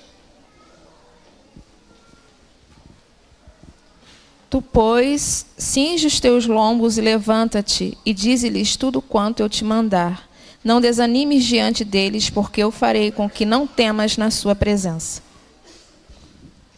Da próxima você vai ler, tá bom? Que já marcou lá. Mas já vai procurando o próximo. Cinge os teus lombos e levanta-te. E o que diz lá em Pedro? Portanto, agora estejam prontos para agir, estejam alertas e coloquem toda a sua esperança na graça de Deus, que será dada a vocês quando Jesus Cristo voltar. Interessante a expressão dela, estejam prontos para agir. Em algumas traduções traz, cingindo os lombos do vosso entendimento. Percebeu que a sua tradução já deu uma explicada. O que é cingir os lombos? Que Deus falou para o profeta, cinge os lombos, levanta-te. O lombo é quê? Qual que é a região lombar? Os rins, né? Cingir os lombos. Naquele tempo, os homens usavam aquelas túnicas compridas, túnicas talares, principalmente quando era alguém assim de autoridade. Mas na hora de trabalhar no campo, na hora de levantar para uma guerra, para correr, para qualquer coisa, para viajar, ele tinha que levantar aquilo para ficar com as pernas livres para poder correr. Então ele fazia uma espécie de fraldão aqui. Ele pegava aquela túnica, amarrava nos rins, aqui na cintura, cingia. Cingir é amarrar um pano aqui. Cingir. Ele amarrava o pano aqui, algumas expressões trazem amarrando os rins. Aí ele estava pronto para sair para a batalha, como vocês podem ver ali, ó. Estão percebendo aqui, ó? Ó. Então ele amarrava, e ele, naquela própria cinto que ele fazia com a roupa aqui, ele podia colocar uma garrafa para levar água, ele podia colocar um pequeno faca para se proteger de animal ou de bandido na estrada, ele podia colocar um utensílio para levar azeite para machucado, igual do bom samaritano. Então cingir os lombos significa preparar para partir, preparar para uma guerra, preparar para uma ação, preparar para o combate, preparar para a colheita. Virou uma expressão idiomática, cingindo os vossos lombos. Viu como é que ficou mais fácil entender agora? É como se fala assim, olha, pé na tábua, vamos embora. Outra expressão da Bíblia. Isso que eu vou passar. Opa, está muito rápido aqui. Ok. Agora 2 Coríntios capítulo 2, verso 5. Ela ali, ó. 2 Coríntios capítulo 2, verso 15. 2 Coríntios capítulo 2, verso 15. Porque para Deus somos um aroma de Cristo nos que se levantam e nos que salvam e nos que se perdem. Isso, porque para Deus nós somos, ela leu, o aroma de Cristo. Algumas Bíblias trazem assim, o bom perfume de Cristo. E no verso seguinte diz assim, cheiro de vida para a vida, cheiro de morte para a morte. O que Paulo quis dizer com isso, que nós somos o bom perfume de Cristo? Paulo escreveu isso no contexto romano, do Império Romano. E todas as pessoas que liam aquilo já estavam acostumados a ver as paradas militares que os romanos tinham quando voltavam de uma guerra. Aqui, por exemplo, eu tenho Adriano, que viveu depois de Paulo, voltando de uma batalha militar, e ele tem aqui os cavalos, um trombeteiro que vai à frente dele, anunciando que ele está voltando, e o imperador aqui. Por isso que à volta de Jesus também vem a imagem de um anjo com uma trombeta na frente. Porque Deus usou as imagens daquela época para significar o fim dos tempos. Peraí, Rodrigo, você está tirando meu chão? Significa que não vai ter um anjo de verdade com trombeta? Eu não quis dizer isso, mas ao mesmo tempo eu quero dizer que eu não vou me surpreender se a trombeta for apenas um símbolo. Deixa antes de dar essa explicação, explicar para você uma coisa. Imagine que Deus eu pegue um índio da floresta amazônica e traga esse índio que nunca viu civilização até o centro do Rio de Janeiro. Até o centro. Aí eu tiro a venda dos olhos do índio e deixo ele durante 2 horas contemplar todo o centro do Rio. Carro, sirene, mototáxi, gente gritando, gente passando, na hora do caos ali, sabe? Avião passando, ele vai ficar assustado com tudo que ele viu, porque ele nunca imagina, é muita coisa para a mente dele. Aí eu coloco de novo a venda nos olhos do índio, o levo lá para a tribo e tiro a venda dos olhos dele. Assim que ele voltar a enxergar de novo no meio dos seus, ele vai estar tão extasiado com o que ele viu que ele não vai aguentar ficar calado. A primeira vontade dele é contar. Mas quando ele abrir a boca para contar, o que vai faltar? Palavras, imagens. Então o que ele vai fazer? No desespero, ele vai tomar emprestado do conhecimento, e mesmo que ele contasse o que ele viu como nós conhecemos, os outros não iam entender. Então ele pega as coisas da mata, que os outros estão acostumados a ver, e faz uma comparação para passar para eles uma realidade muito maior. Entenderam o ponto? Como o profeta é como um índio, que viu o céu, viu a eternidade. Então ele contou dentro da roupagem do primeiro século. Por exemplo, quando eu vou para a ilha de Patmos, eu surpreendo, se alguém viajar comigo para lá, já vou quebrar a surpresa. Que eu levo o pessoal para a ilha de Patmos. E a primeira coisa que eu gosto de mostrar para as pessoas ali é o mar em volta da ilha de Patmos. E a ilha de Patmos realmente é inóspita. Ela é grande, mas é inóspita. Nem água potável tem lá. E eu falo assim, imagina João preso aqui. Esse mar enorme em volta dele. Esse mar era a prisão natural dele. Saudade de casa, da língua dele, dos amigos, dos queridos, da liberdade que ele tinha. Tudo com o impedimento das águas que estão em redor. Esse mar para ele era uma visão caótica, de separação, de saudade, de tristeza. Por isso que quando Deus dá para ele a visão do novo céu e da nova terra, diz, eis que veio um novo céu e uma nova terra. Porque o primeiro céu e a primeira terra passaram e o mar já não existe. Faz sentido. O mar de prisão. Não significa que não vai ter praia no céu. Entenderam? Então, da mesma maneira, o trombeteiro ia à frente do rei. Eles também viram um anjo com uma trombeta. Mas quer tenha trombeta, quer não tenha trombeta, a coisa vai ser tão maravilhosa que isso é o que interessa. Concordam comigo? Não vou ficar pegado a detalhes. Eu sei que qualquer coisa que eu imaginar da volta de Jesus, por melhor que seja, não vai chegar nem no rascunho. Isso que importa.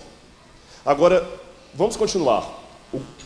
O imperador voltava, e quando ele voltava da batalha, ele passava pelo Arco do Triunfo, e na parada militar eles levavam geralmente os cavaleiros, os carros, os espólios de guerra, e logo atrás vinham os vitoriosos soldados e alguns acorrentados, que eram os líderes apanhados do outro inimigo, que eles levavam para morrer em Roma. Roma não costumava matar os seus líderes, os líderes inimigos no campo de batalha, mas levavam para matar em Roma. Nesse momento, imagine, alguns vitoriosos, outros sabendo que iriam morrer. Algumas moças iam junto com a parada militar, jogando incenso e perfume na multidão. E a multidão sentia aquele cheiro de perfume gostoso, que para uns era o cheiro da vitória, para outros da derrota. Para os soldados, o cheiro de vida para a vida, mas para os que estavam condenados, cheiro de morte para a morte. O mesmo perfume, com dois sentidos de cheiro diferentes. Paulo, sabendo disso, fala, nós também somos o bom perfume de Deus em Cristo. Para uns, cheiro de vida para a vida, para outros, cheiro de morte para a morte. Quando Cristo voltar com poder e grande glória, vencendo a batalha do bem contra o mal, aquela mesma cena que para um será o triunfo, para outro será a derrota. Entenderam a explicação? 2 Coríntios, capítulo 4, verso 7. 2 Coríntios, capítulo 4, verso 7. Pode ler? Mas temos esse tesouro em vasos de barro, para mostrar que este poder a que tudo excede provém de Deus, e não de nós. Nós temos esse tesouro conservado em vasos de barro, para mostrar que a excelência do poder não está em nós. No tempo que Paulo escreveu isso, eu já tinha a oportunidade de encontrar em escavação arqueológica moedas. Eu já encontrei moedas em escavação arqueológica. E muitas vezes a moeda está dentro de um vaso de barro. Eles pegavam o vaso de barro, enchiam de moedas ali, era a economia dele, como se fosse o cofrinho dele. Ele cobria aquilo ali, ninguém está olhando, enterrava no fundo da casa. Ele enterrava ali, porque uma vez enterrando, estava protegido. Se houvesse qualquer situação emergencial, ele ia lá, desenterrava aquele tesouro e podia ir embora. Entenderam a questão? Esse costume de enterrar tesouros, porque não havia banco como tem hoje, as pessoas enterravam mesmo, explica algumas passagens da Bíblia. Jesus falou o seguinte, que um homem foi para uma viagem e deu para cada um dos servos dele alguns talentos. Alguns negociaram o talento, mas um deles fez o quê? Enterrou. Olha o costume, enterrou, para devolver quando o dono voltasse. Jesus também falou o seguinte, não acumuleis para vocês tesouros na terra, onde a traça corrói e o ladrão rouba. Acumuleis tesouros no céu. Jesus também falou de um homem que tinha um campo com uma pérola preciosa. Pérola não dá em campo, pérola dá em ostra, no mar. Mas aquele campo tinha uma pérola, e o homem vendeu tudo para comprar o campo. Por quê? Alguém que tinha aquela pérola de grande valor enterrou ali. Entenderam então as explicações?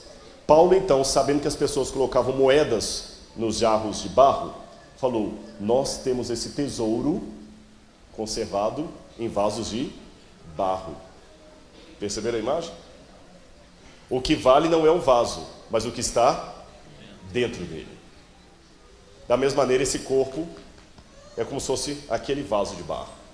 A excelência do poder e o tesouro está dentro, está aqui dentro.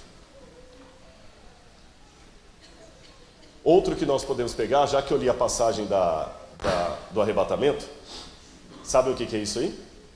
Já dei a dica. Eu falei que eu li a passagem do arrebatamento. Não, azeite não. É o moinho. É o moinho. Esse moinho está na cidade de Cafarnaum. Aqui é a parte superior dele e aqui é a parte inferior. Vou mostrar as luzes aqui, ó. Aqui, ó. Isso é em Cafarnaum. A parte de cima e a parte de baixo. Eles colocam uma sobre a outra assim. E aonde está marcado aqui, eles colocavam 2 pedaços de madeira e iam rodando e triturando tudo aquilo. Esse era um tipo de moinho. Havia outro moinho menor, que você usava com a mão mesmo, fazer farinha para pão. Havia moinhos de pedra como esses. Aqui mostra uma egípcia fazendo pão. Agora o que chama atenção é que geralmente quem trabalhava no moinho era mulher. A mulher sempre que trabalhava fazendo no moinho, nunca o homem. O homem trabalhava no plantio, na colheita a mulher podia participar também, mas era o homem, porém no moinho era a mulher. E nunca sozinha. As mulheres sempre ficavam em duplas, porque a mulher gosta de conversar. Não. Antes você pensa que é piada machista, não é não.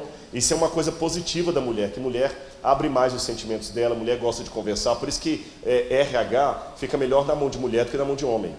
As mulheres têm mais interação social do que o homem. Por isso que a mulher gosta de conversar. Pode olhar, a amiga troca muito mais contato no WhatsApp, a gente é amigo, mas a gente conversa uma vez na vida, outra na morte e tudo, né? Se eu e o Dr. Milton fôssemos mulheres, toda semana a gente estava falando 1 hora no telefone. Mas como a gente é homem, a gente se liga uma vez por mês, tal, e tá bom por aí. Entenderam a questão? Quando você tem um amigo, e assim, uma mulher é diferente. Ah, já que as mulheres trabalhavam sempre assim no moinho, eu tenho até uma imagem aqui, você entende então a expressão que nós lemos. 2 estarão no moinho, 2 estarão no campo. Agora nessa parte final, eu quero falar com vocês aqui sobre a alimentação. Geralmente, havia 2 refeições por dia. Só 2. Uma pela manhã e outra à noite. Os únicos que tinham uma refeição ao meio-dia, que nós chamamos de almoço, eram os trabalhadores braçais. Esses tinham uma refeição extra na hora do almoço. Mas os outros não, era uma refeição pela manhã e uma refeição à noite. Agora, olha que interessante. Na nossa cultura, por questão de saúde, nós ensinamos que de manhã você deve comer como o quê? Rei. Ao meio-dia, como o quê? Príncipe. E à noite? Mendigo. Eles de manhã comiam como mendigo. Mas não por questão de saúde.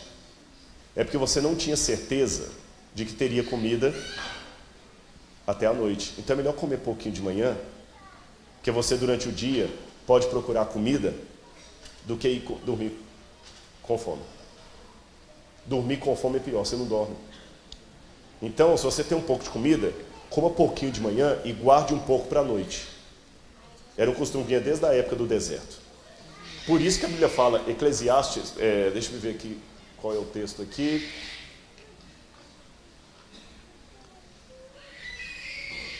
Deixa eu ver. Leia para mim Eclesiastes 10, verso 16. Deixa eu ver se é esse texto que eu tenho.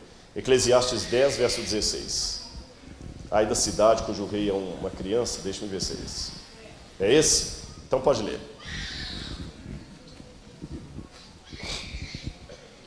Ai de ti, ó terra, quando seu rei é uma criança e cujo príncipes comem de manhã.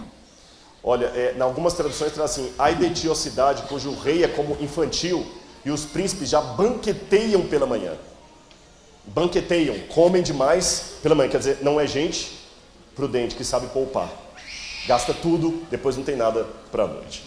Agora, como eram as práticas das refeições? Você primeiro tinha que lavar a mão. Quando alguém vinha em minha casa comer, havia algumas regras de etiqueta. Você vem comer em minha casa, em primeiro lugar, eu mando o empregado lavar os seus pés. Depois eu trago um perfume e unjo a sua cabeça. Tinha que te perfumar. Porque comer é um ato tão solene que as pessoas tinham que se perfumar para comer. E não podia comer em pé. Lembra que eu falei no sermão de manhã que em pé as coisas importantes não podem ser ditas em pé? Se você come em pé, você está desrespeitando a comida e o Deus que deu a comida. Está comendo depressa. Você tem que comer sentado. Ou melhor, deitado, reclinado. Aliás, nesse esquema que eu falei de lavar o pé e ungir a cabeça do convidado antes de comer, você tem que lavar o pé dele, ungir a cabeça e dar um beijo nele e convidá-lo para comer. Lembra que Jesus foi à casa de Simão? E Simão falou o seguinte: vem comer. E entrou Maria Madalena e começou a ungir os pés de Jesus. E Jesus falou assim: Simão, eu entrei aqui, você não me lavou os pés e não me beijou. Mas ela, desde que eu cheguei, não para de lavar os meus pés. Outra explicação, outra ilustração. O Salmo 23, que diz lá: unges-me a cabeça com óleo, o meu cálice transborda. Quer dizer, o Senhor me convida para uma celebração, para uma ceia. E a postura na hora de comer? Era assim. Bem diferente. Está dando para vocês verem bem o pessoal do fundo lá ou quer que apague a luz aqui? Está dando para ver bem? Não? Será que está para apagar um pouquinho a luz aqui da frente? Atrapalha, pastor Elias? Apagou já. Não? Apagou já. Está. Melhorou agora? Assim que as pessoas ficavam reclinadas, a gente pensa geralmente as pessoas sentadas naquela posição assim, né? Elas reclinavam para comer. Assim que elas comiam, era mais confortável. E enquanto elas estavam comendo, aqui só tem um erro nessa foto, nessa imagem. É que eles pintaram as pessoas com sandálias. E na cultura, pelo menos judaica, as pessoas não usavam sapatos ali no triclínio, que era o nome daquela mesa. Chama triclínio porque ela é em forma de 3 partes. Por isso chama triclínio. Agora, um detalhe curioso.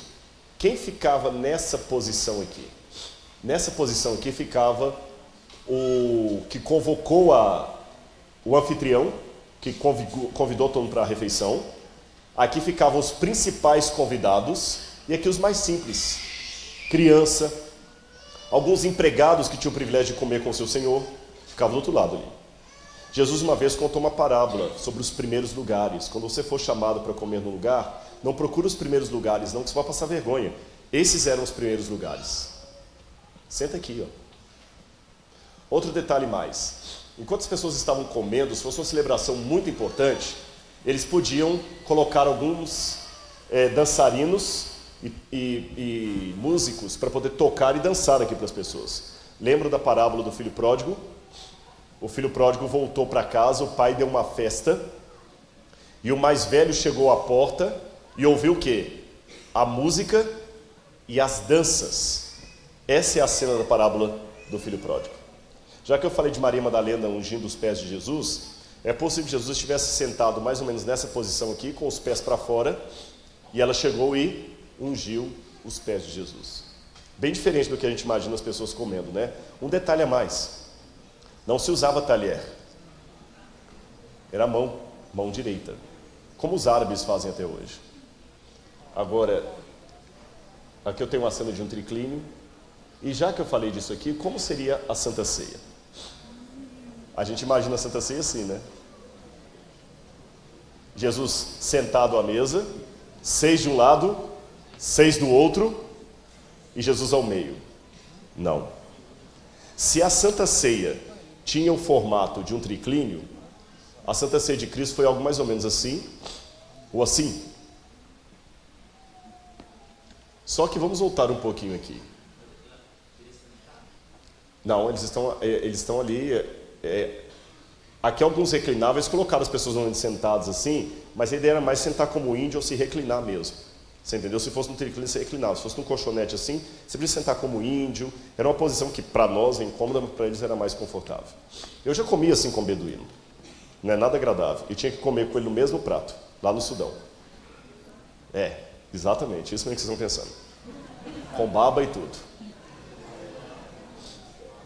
Agora eu quero voltar nessa imagem aqui para ver uma coisa com vocês que eu já ensinei em outros lugares. Onde estaria a posição de Jesus e dos discípulos ali? Bom, Jesus era o anfitrião.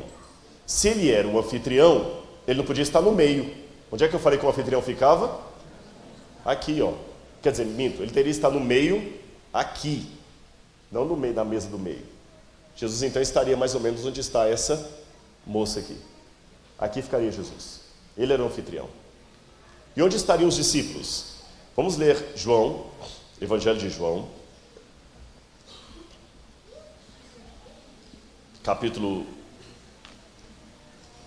Evangelho de João, capítulo 13,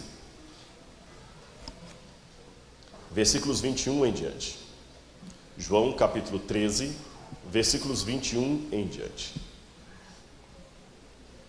Jesus lavou o pé dos discípulos, foi com eles à mesa, mais ou menos daquele jeito ali, e diz no verso 21, ditas estas coisas, angustiou-se Jesus em espírito e afirmou, em verdade vos digo que um dentre vós me trairá. Então os discípulos se olharam uns para os outros, sem saber a quem ele se referia. Ora, estava ali aconchegado a Jesus um dos seus discípulos a quem ele amava. Estava aconchegado. Esse aconchegado é reclinado no peito de Jesus, no lado do coração. Quem poderia ser? João. Se ele estava aconchegado a Jesus, João deveria estar aqui. Porque Jesus tinha que estar com a mão livre para poder tocar na comida. Então João não podia estar encostado lá de cá. Para estar aconchegado, João tinha que estar do lado esquerdo. Então já matei a charada. Jesus estaria aqui, João estaria aqui. Oi? Não, pressupondo que mesmo o canhoto não podia tocar na comida com a mão esquerda.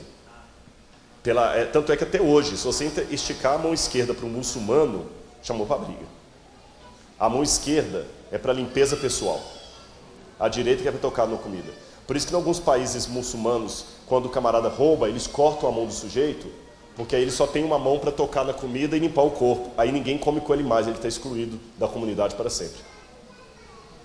Essa é uma exclusão eterna. Agora, vamos continuar o texto. Verso 24. A este fez Simão Pedro sinal dizendo-lhe, pergunta quem ele se refere. Ora, a este fez sinal, fez Pedro sinal. Para Pedro fazer sinal para ele, Pedro não podia estar aqui. Senão falaria aqui. Não creio que Pedro também estivesse aqui, porque senão não diria que Pedro fez sinal. Fez sinal é quem está em frente, no grego, semeion. Pedro só poderia estar onde? Num desses três lugares aqui. Quem eu falei que ficava ali? Os mais simples. Olha que lição que Jesus dá a Pedro. E enquanto Pedro fez sinal, escuta, pergunta a quem ele se refere, Pedro aqui. Então aquele discípulo, reclinando-se sobre o peito de Jesus, perguntou-lhe, Senhor, quem é? Respondeu Jesus, é aquele a quem eu der um pedaço de pão molhado. Tomou, pois, um pedaço de pão e, tendo molhado, deu a Judas, filho de Simão Iscariotes. Para Jesus poder usar a mão direita, molhar e dar para alguém, Judas tinha que estar onde? Do outro lado. O que a gente percebe? Até o final do seu ministério, Jesus instou com o Judas e o colocou em posição privilegiada. Judas não traiu Jesus porque Jesus falhou com ele. Porque Jesus, pelo contrário, até o final Jesus lutou com Judas. Esses são alguns exemplos que eu poderia dar muitos outros para vocês de como a arqueologia, um estudo do contexto, nos ajuda a compreender a palavra de Deus. Mas eu não posso terminar isso aqui de uma maneira senão espiritual. O que essa verdade de Jesus colocando Judas do seu lado ali, do lado dos mais íntimos, me ensina? Ela me ensina que é mais difícil se perder do que se salvar. Porque para me perder, eu tenho que rejeitar um Deus todo-poderoso. Para me salvar, meu único papel é não atrapalhar o que Ele está fazendo. E já é um grande papel. Não atrapalhe a obra de Deus. E aprenda uma coisa que eu vou dizer, não esqueça disso nunca mais na sua vida. Assim como Ele fez com Judas, Ele vai tentar com cada um de nós até o final. Ninguém vai para o céu porque Deus não quis. Deus está mais interessado em salvar você do que uma mãe de tirar um filho de uma casa pegando fogo. Não se esqueça disso. Deixe o Salvador te encontrar. Deixe Ele salvar você, para que possamos um dia todos irmos com Ele para o reino celestial e ouvirmos dos lábios do Senhor histórias e verdades que hoje nós ainda nem imaginamos que existam. Que Deus abençoe cada um de vocês. Muito obrigado pela atenção.